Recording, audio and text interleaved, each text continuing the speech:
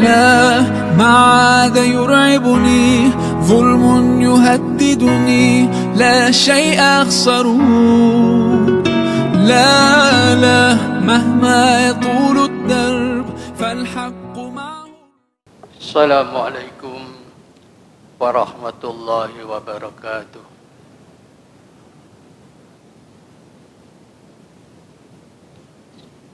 Alhamdulillah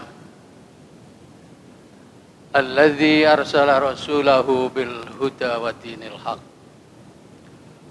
liyudhhirahu 'ala ad-dini kullih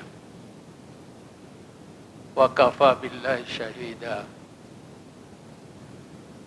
Asyhadu an la ilaha illallah wahdahu la syarika lah wa asyhadu anna Muhammadan abduhu wa rasuluh. Allahumma salli ala Muhammad wa ala alihi wa ashabihi ajma'in, amma ba'd.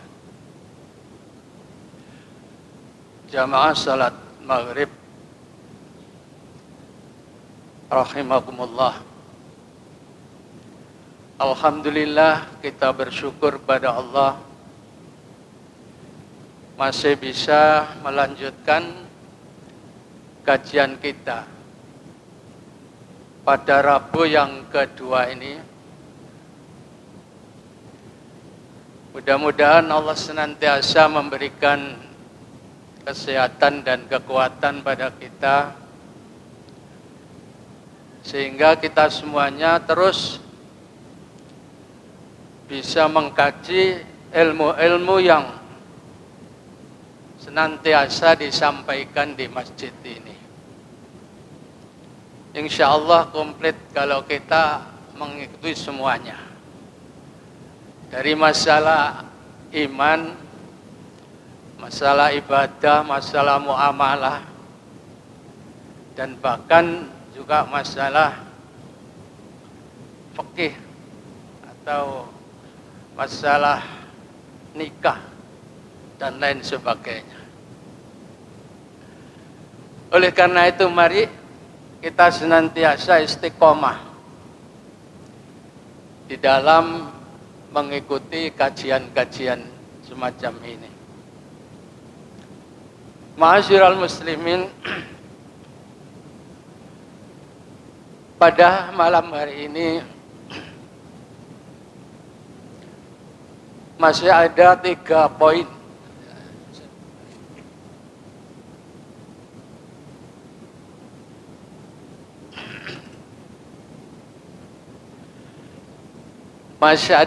poin yang harus kita bahas dalam tema ini, yaitu tentang larangan kawin ini, yaitu tentang yang pertama, seorang wanita bekas istri yang dili'an, dan nanti ada wanita yang lain agama, kemudian yang terakhir wanita yang hamil, jadi mengawini wanita hamil, baik yang hamilnya itu ditinggal suaminya, mungkin meninggal, mungkin dicerai, atau mungkin hamil di luar nikah. Ini hal-hal yang semacam ini kita sebagai umat Islam juga harus mengetahui bagaimana kalau sampai terjadi di masyarakat kita itu hal-hal yang seperti itu. Oleh karena itu, mari langsung saja kita masuk ke materi, yaitu bagian B. Kita dilarang kawin dengan seorang yang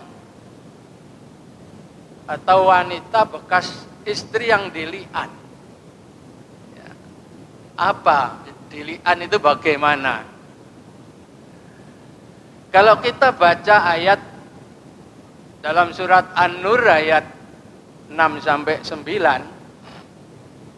di sana ada alladzina yarmuna azwajahum walam yakul lahum syuhada illa anfusuhum fa syahadatu ahadihim arba'u syahadatim billah innahu laminas shadiqin. Laki-laki yang menuduh istrinya berzina. Jadi ini li'an itu diawali dengan tuduhan zina oleh seorang suami terhadap istrinya. Jadi orang-orang di sini berarti laki-laki yang menuduh istrinya berbuat zina. Walam yakul lahum syuhada'a illa anfusuhum, tapi dia tidak bisa mendatangkan saksi kecuali yang tahu hanya dirinya sendiri. Tahu dia. Jadi tahu betul dia, tapi dia tidak punya saksi.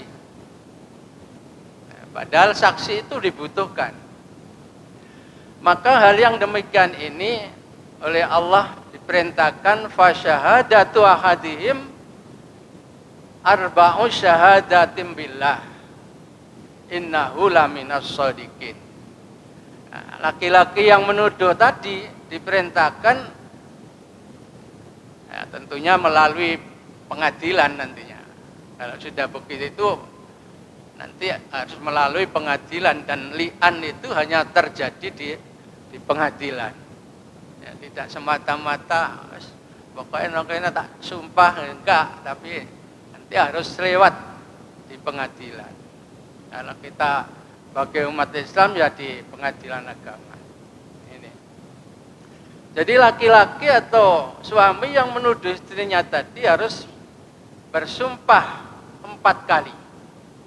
Jadi sumpahnya 4 kali dengan menyebut nama Allah. Syahadatim billah. Ya. Bagaimana bunyi sumpahnya? Ya begini. Demi Allah, tuduhan saya ini benar. Demi Allah, tuduhan saya ini benar sampai 4 kali. Ya, sampai 4 kali. Nanti. Kemudian yang kelima, jadi sumpahnya sampai 5 kali. Ya, yang kelima itu bunyinya, demi Allah, kalau sampai saya ini berdusta, maka laknat Allah akan menimpa pada diri saya. Itu bunyi sumpahnya. Itu namanya sumpah li'an. Ya, sumpah li'an. Ya. Kemudian, wa yadra'u annal azab antashhada arba'a syahadatim billah innahu laminal kadzibin. Si istri boleh membalas. Ya, sama dengan bersumpah 4 kali juga. Ya. Demi Allah, ya, tuduhan suami saya itu dusta. Kan sebaliknya. Demi Allah, tuduhan suami saya itu dusta. Laki kok begini ya, tertutup.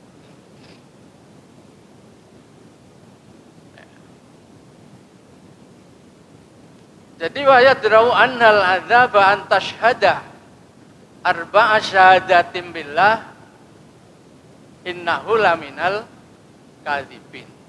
Jadi sumpahnya istri adalah menolak sumpahnya suami tadi. Suami bersumpah demi Allah tuduhan saya ini benar, tapi istrinya mengatakan demi Allah tuduhan suami saya itu dusta. Dan yang kelima, istri harus mengucapkan wal khamisata anna ghadaballahi 'alaiha in kana minas shadiqin. Dan yang kelima, istri itu harus bersumpah demi Allah, ya, kalau suami saya itu benar, maka murka Allah akan menimpa pada diriku. Kalau yang laki-laki tadi, laknat Allah akan menimpa pada diriku. Yang istri menjawab, demi Allah, ghadab atau murka Allah akan menimpa pada diriku kalau memang suamiku itu benar tuduhannya itu. Jadi yang laki laknat Allah, yang perempuan murka Allah. Ini yang di dalam Al-Qur'an.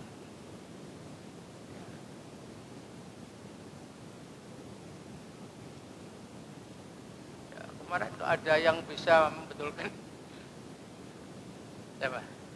Coba lagi. Gak enak itu. Aneh. Kurang sini sedikit. Ya. Ya, pas. Ya, makasih. Gak pakai ahli.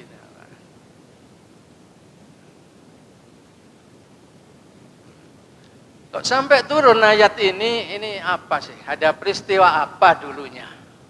Dulunya ada peristiwa apa? Ini kalau kita cari misalnya di Sahih Bukhari, di Sunan Abu Dawud dan Tirmidzi ini juga ada. Tapi riwayatnya dari Ibnu Abbas. Ya. Ini merupakan asbabun nuzul dari ayat di atas tadi.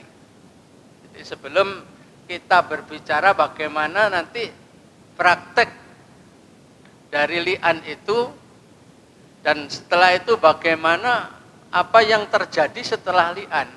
Nah ini kita lihat dulu. Kita kaji dulu tentang asbabun nuzul dari ayat ini. Ani bin Abbas anna Hilal Ibnu Umayyah qadzafa imra'atahu. Ini hadis dari Ibnu Abbas, sesungguhnya Hilal bin Umayyah itu menuduh istrinya bahwa istrinya itu berbuat zina. Ini Hilal bin Umayyah. Tuduhan itu disampaikan di hadapan Rasulullah. Inda Rasulillah sallallahu alaihi wasallam, dan yang dituduh berzina dengan istrinya itu adalah seorang yang bernama Surek bin Sahma. Faqala Nabi sallallahu alaihi wasallam, maka Nabi bersabda begini. Al-bayyinatu aw haddun fi dhahrika. Gimana? Kamu sanggup mendatangkan saksi atau kamu dihukum had? Yaitu dipukul di punggungmu. Kan orang menuduh zina itu kan hukumannya adalah dipukul 80 kali menurut hukum Islam, kan gitu. Ping 80 Pak ya rodok bonyok itu. 80 kali. Maka Hilal ini oleh Rasulullah ditanyai, al-bayyinah au haddun fi dhahrika. Ya, coba gimana kamu bisa memilih datangkan saksi atau kamu dipukul di punggungmu? Ya tentunya 80 kali. Ya, itu di dalam Al-Qur'an kan begitu. Di ayat lain. Kemudian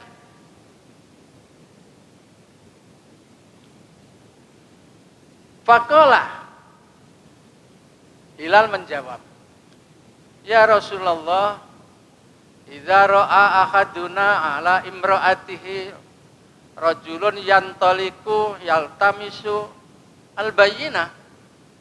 Ya Rasul, kalau ada seseorang itu sudah mengetahui bahwa istrinya itu dengan seorang laki-laki, bergandengan dengan seorang laki-laki, atau di sini sampai sudah berzina dengan orang laki-laki, apakah masih perlu bukti?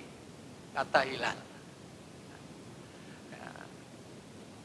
Faja'ala Rasulullah sallallahu alaihi wasallam yaqul. Maka Nabi menjawab lagi. al-bayyinah kata Nabi. Wa illa haddun fi dhahrika. Ya tetap kamu harus mendatangkan saksi.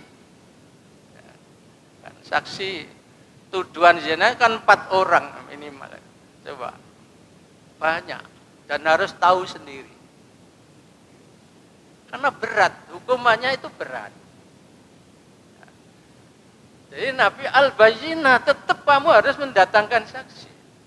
Kalau tidak bisa, maka had yang akan berlaku. Dipukul di punggungmu. Wah, masih mengelak terus ini hilal ini.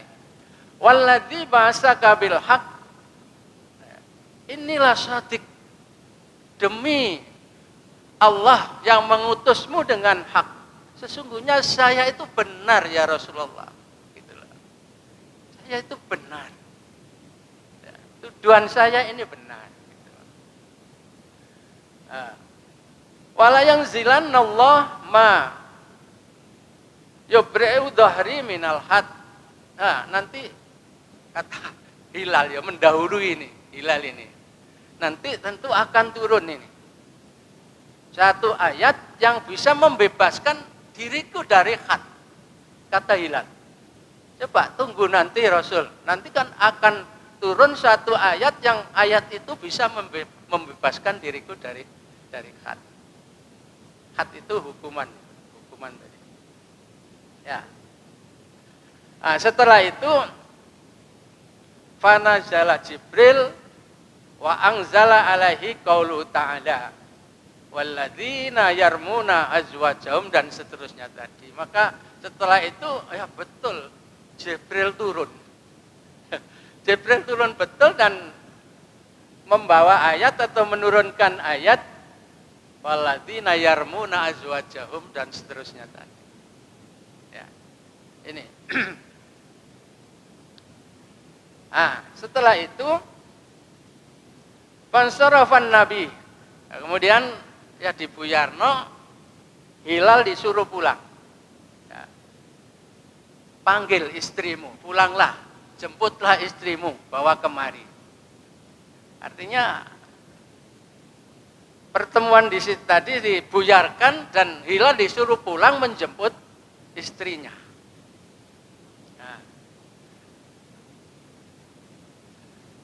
Jadi fansarafan Nabi sallallahu alaihi wasallam ilaiha faja'a Hilal fasyahidah. Kemudian Nabi datang lagi kepada Rasulullah dengan istrinya.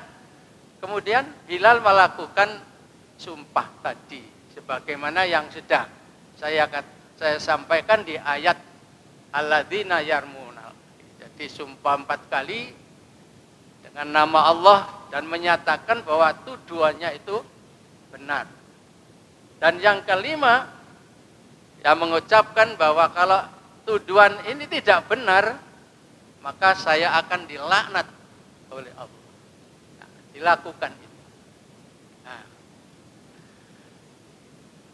Wan Nabi sallallahu alaihi wasallam yaqul. Setelah itu Nabi bersabda lagi atau berkata lagi. Apa kata beliau? Innallaha ya'lamu anna ahadakum makadzib. Allah itu sudah tahu bahwa salah satu di antara kamu itu adalah dusta. Wis karuan kok. Ini yang jelas, yang perempuan ini yang dusta. Allah sudah tahu, Nabi pun sudah merasa begitu. Ahadukum makadzib. Sesungguhnya Allah sudah tahu bahwa salah satu dari kedua kamu ini adalah kadzib. Dusta. Fahal minkum taibun. Apakah di antara kamu berdua ini ada yang mau tobat? Jadi tidak dilihat tapi tobat saja. Kalau tobat berarti istrinya mengakui. Dan kalau istrinya mengakui berarti harus dirajam. Tobatnya kan harus dirajam. Jadi berat hukumannya itu berat. Tapi rupanya istri dari Hilal ini menolak. dia melawan dengan sumpah. Jadi melawan dengan sumpah juga, tidak mau bertobat. Tetap ya, sekalipun dia sebetulnya ya sudah di dalam hatinya itu mengakulah bahwa dia itu salah. Tapi dia tetap tidak mau tobat dan dia melawan dengan sumpah. Sama dengan sumpahnya si Hilal tadi. 4 kali menyatakan bahwa tuduhan Hilal itu dusta. Artinya tidak benar. Dan yang kelima, setelah 4 kali dia itu oleh para sahabat yang ikut di situ, itu diingatkan, ya, diingatkan di sini. Kanat indal khamisa waqafuha, ya, waqalu innahal mujibah. Ya, ketika mau mengucapkan sumpah yang kelima, para sahabat, orang banyak, waqafu kan jamaah, mengingatkan kepada istri Hilal ini dan mengingatkan bahwa ini nanti, waduh, siksanya berat. Siksanya berat. Maka kalau Ibnu Abbas fatalakkaat watakasat hatta zonanna anna tarji. Dia ragu-ragu. Dia itu sementara diamlah, berhenti. Dikira oleh para sahabat dia tidak jadi sumpah yang kelima. Dikira oleh para sahabat begitu. Nah, tapi nyatanya summa qalat la abdhu qaumi sa'iral yaum famadut. Aku tidak akan menurunkan harga diri dari keluargaku. Harga diri keluargaku tidak akan saya turunkan. Famadut, maka dia tetap berlalu melakukan sumpah yang kelima. Ini. Jadi maka di situ berarti telah terjadi li'an di hadapan Rasulullah. Karena pada saat itu masih ada Rasul, ya cukup di hadapan Rasul sebagai hakimnya. Ya, sebagai pemutusnya kan Rasul. Ya, ini. Tapi kalau sudah terjadi di masyarakat misalnya, ya harus nanti li'annya itu terjadi di pengadilan. Ya. Faqala Nabi sallallahu alaihi wasallam absiruha. Lihat saja nanti, kata Nabi. Karena rupanya pada saat dili'an itu istri Hilal ini sedang hamil. Sedang hamil dari hasil zinanya itu. Sedang hamil. Maka kata Rasulullah, absiruha, coba nanti lihat saja dia. Pada para sahabat dikatakan begitu. Fa'in ja'at bihi akalul aini sabiul lataini, ya, khodajas saqaini fawwali syurek. Kalau nanti lahir matanya hitam, pinggulnya besar, ya, gemuk, kemudian kakinya juga besar, maka itu adalah anaknya Syurek. Kira-kira Syurek itu orangnya gemuk, pendek, terus kakinya besar gitu, kira-kira loh. Ini Rasulullah kok mensifati begitu. Matanya hitam, pinggulnya juga gemuk, kemudian kakinya juga besar. Nah ini. Ya. Jadi kalau nanti anaknya lahir seperti itu, maka berarti anaknya Syurek bin Sahma. Gitu loh. Ya anaknya, tapi anak biologis. Nanti hukum anak li'an itu ada sendiri nanti pembahasannya. Juga hukum anak zina itu bagaimana. Nanti insya Allah pada kajian-kajian berikutnya akan kita kaji juga. Biar komplit. Biar komplit. Kalau di sini baru tentang li'annya dulu. Tentang li'annya dulu. Faja'at kadzalika, maka ternyata lahir demikian. Ja'at kan tekoan. Kadzalika seperti itu. Jadi sungguh lahir seperti itu akhirnya. Faqalan Nabi sallallahu alaihi wasallam, "Law ma madza min kitabillah kana li walahu sya'nun." Ya. Seandainya tidak kedahuluan ayat walladzina yarmuna azwajam dan seterusnya tadi, tidak ada ayat itu, maka istri dari Hilal ini akan saya hukum berat. Ya tentunya kan dirajam. Jadi rupanya ayat li'an ini bisa menyelamatkan seorang yang mestinya kena hukum had, tapi akhirnya tidak jadi kena hukum had. Karena hanya dili'an. Jadi meringankan minimal. Ya, mestinya harus dirajam atau mungkin dipukul 100 kali karena zina. Kalau menuduh kan 80 kali. Kalau terbukti. Kalau tidak terbukti apa terbukti begitu. Pokoknya nuduh. Tidak bisa membuktikan 80 kali cambuk. Tapi kalau terbukti dia itu zinanya yang zina ini 100 kali. Itu menurut ayat Al-Qur'an. 100 kali. Kalau yang zina itu belum pernah nikah, ya, jadi sama-sama masih gadis dengan jejaka. Itu. Tapi kalau sudah pernah nikah atau sama-sama punya istri atau suami, maka ya harus dirajam.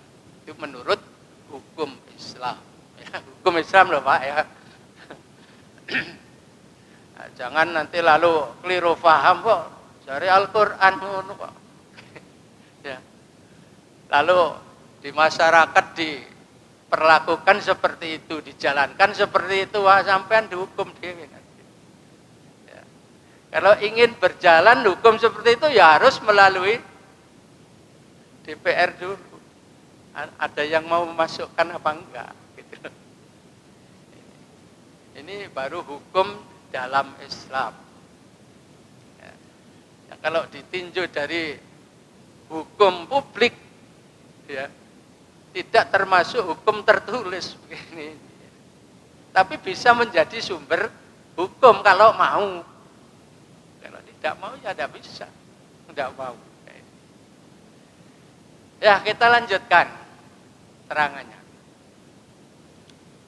Nah, ini artinya sekarang kita bakas sedikit lah. Jadi li'an itu terjadi karena suami menuduh istri berbuat zina. Kalau tidak ada tuduhan suami, maka tidak ada li'an. Atau suami mengingkari anak dalam kandungan. Ya. Gak nuduh tapi, ini dudu anakku ini. Dan bisa bersumpah juga nanti simpah. Atau kalau menurut kompilasi hukum Islam nanti juga ada caranya seperti itu. Tapi bahasannya tentang anak nanti belakangan saja. Ya. Jadi kalau seorang suami mengingkari anak yang ada dalam kandungan istrinya itu ya, bisa dili'an juga. Kalau istrinya menolak tuduhan itu. Ya, kalau tidak menolak ya berjalan saja terus. Tapi kalau zaman Rasulullah ya harus dirajam itu karena sudah tidak menolak dan mengakui. Ini. Jadi li'an hanya sah apabila dilakukan di hadapan sidang pengadilan. Adapun tata cara li'an ya seperti inilah. Tapi saya kebetulan pernah bertugas sebagai hakim kurang lebih 21 tahun, kurang lebih gitu ya. Itu belum pernah Pak menangani perkara li'an ini. Belum pernah. Ya cerai-cerai ya biasa saja. Sudah ya? 37. Ini. Nah ini tata caranya begini. Suami bersumpah 4 kali ya, seperti tadi sudah itu. Ya. Kemudian istri juga menolak dengan sumpahnya, sama dengan tadi. Nah, tata cara pada huruf A dan B merupakan satu kesatuan. Jadi harus dalam satu majelis lah begitu. Ya. Kalau yang satu di sini, yang satu enggak, mengucapkan di jauh-jauh sana ya enggak. Ya kecuali mungkin seperti nikah yang sekarang itu Pak ya. Walinya mungkin di sana tapi pakai apa namanya itu? Pakai HP bisa. Atau mungkin itu dikiaskan seperti itu juga mungkin bisa itu. Orang nikah saja bisa. Itu ya. Jadi harus langsung ada jawaban. Nah. Ini sesuai dengan yang tertulis dalam kompilasi hukum Islam pasal 126 sampai 128. Bisa dicek di sana. Nah, kemudian akibat atau kekuatan hukum li'an ini gimana? Ini. Suami istri tadi melakukan mula'anah atau li'an tadi. Maka berlaku pada keduanya seperti ini nanti akhirnya setelah terjadi li'an. Keduanya harus diceraikan. Jadi harus ini. Kalau sudah terjadi li'an maka harus diceraikan. Jadi nanti pengadilan yang mengutus bahwa keduanya ini cerai. Karena pada saat Rasulullah itu juga Rasulullah yang memutus. Diceraikan. Kemudian keduanya haram rujuk untuk selamanya. Jadi kalau sudah habis li'an, selamanya tidak boleh rujuk kembali. Sekalipun mungkin sudah dinikahi laki-laki lain, tetap tidak boleh dirujuk. Makanya jangan sampai terjadi li'an. Siapa tahu setelah li'an kok kepingin balik. Jangan sampai terjadi li'an kalau bisa. Atau paling tidak jangan sampai terjadi zina. Sehingga tidak ada tuduhan itu. Ini juga didasari hadis-hadis. Kalau kita baca semua ya terlalu lama nanti. Nah, intinya saja. Yang ketiga, wanita yang bermula'anah berhak memiliki mahar. Jadi maharnya tidak boleh ditarik. Kalau dulu misalnya sudah dibayar mahar, ya itu sudahlah diambil oleh si istri itu, tidak masalah. Karena pernah terjadi pada zaman Rasul itu maunya, karena sudah dili'an maharnya ditarik kembali oleh suaminya. Tapi oleh Rasulullah tidak boleh. Dasarnya ini panjang. Terus anak yang lahir dari istri yang bermula'anah harus diserahkan kepada sang istri. Jadi tidak ada hubungannya dengan suami. Ya, karena sudah mula'anah, sudah dili'an. Jadi ada hubungan nasabnya hanya kepada si istri. Lalu dengan yang menzinai gimana? Wah itu nanti bahasannya panjang. Yang jelas dalam mula'anah ini tidak bisa dihubungkan dengan laki-laki yang menzinai. Nah, jadi hanya ada hubungan nasab dengan si ibunya. Dan juga nanti ada hubungan waris dengan si ibunya. Ini ibunya aja. Jadi berat ini. Yang kelima, istri yang bermula'anah berhak menjadi ahli waris anaknya dan begitu pula sebaliknya. Jadi karena ada hubungan nasab, maka ya ada hubungan waris mewaris. Ini baru 1 poin, Pak. 1 poin. Kalau nanti terpaksa belum bisa selesai ya insya Allah nanti di samping kita melanjutkan tema yang baru ya sedikit kita ulang, tidak apa-apa. Kemudian di sini pasal 44 dari kompilasi itu, seorang wanita Islam dilarang melangsungkan perkawinan dengan seorang pria yang tidak beragama Islam.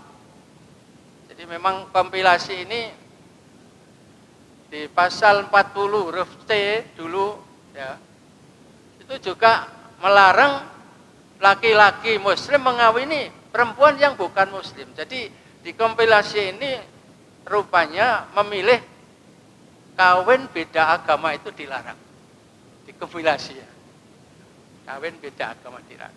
Nanti banyak pendapat-pendapat dan bahkan sempat saya kutipkan dari berbagai pendapat imam mazhab, lalu bagaimana pendapat atau fatwa tarjih, bagaimana fatwa dari NU misalnya, insya Allah nanti saya masukkan di sini.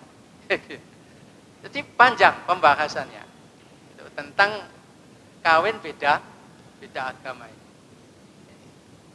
Jadi kompilasi hukum Islam memilih seperti itu. Jadi kawin beda agama pokoknya tidak boleh. Dalam undang-undang perkawinan pun tidak mengatur kawin beda agama. Tidak mengatur itu. Nah, sebetulnya ayat yang dipakai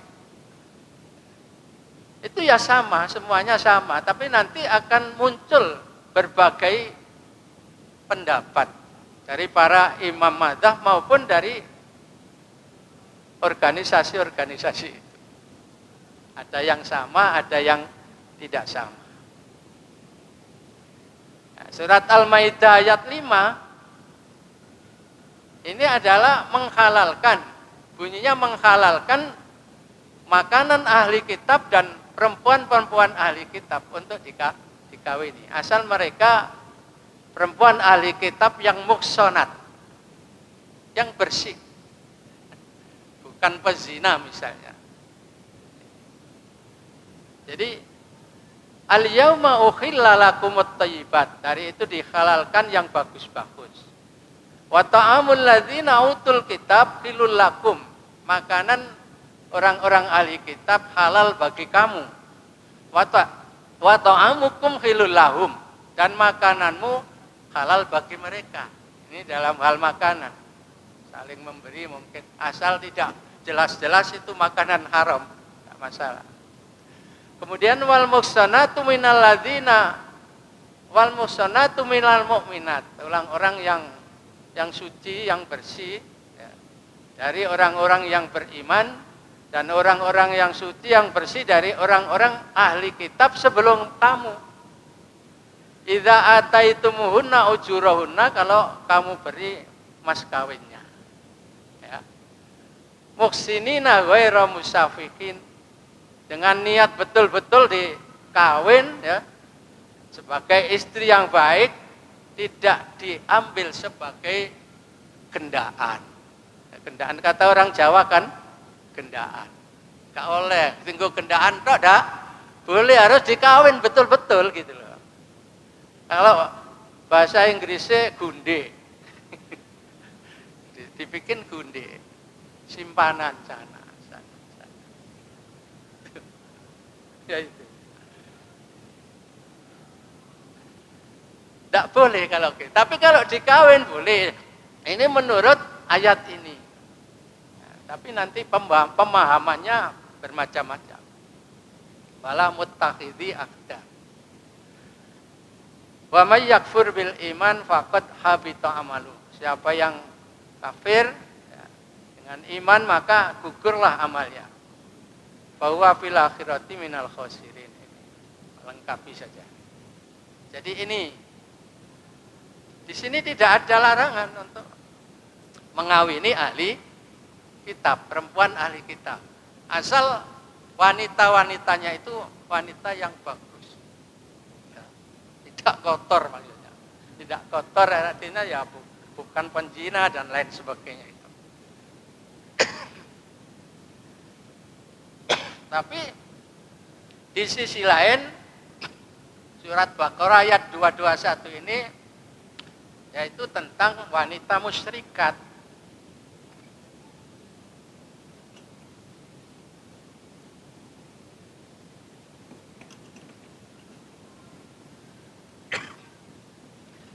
Wanita-wanita musyrikat ini jelas tidak boleh dikawini. Jadi wala tankihul musyrikati hatta yu'minna. Dan seterusnya.